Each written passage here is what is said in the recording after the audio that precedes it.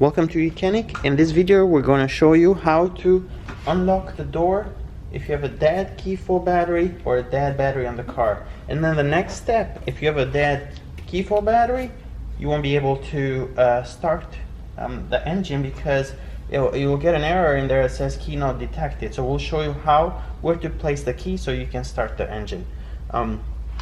First of all, you have the smart key. Make sure that you can remove this metal key here. You just press on that tab and then just pull this out, insert it into the door, turn it, and now you open the door. Now if you have a dead car battery, you'll have to use another car to jump start yours, or use some jumper cables and a jump box. But if you just have dead batteries on this key fob, you come inside. So here we press the start button and it says key not detected, insert key in key slot. So where is the key slot? Right here in the center console.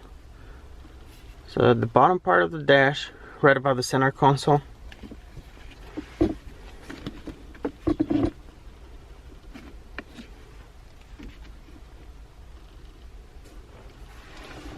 Right up here, there's a key slot where you insert your key right there. And now we can go ahead, press the brakes.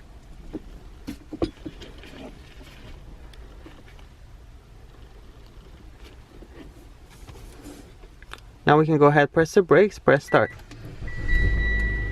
And that's it. Make sure you change the batteries on the key fob. Watch our video on how to do that. Thank you.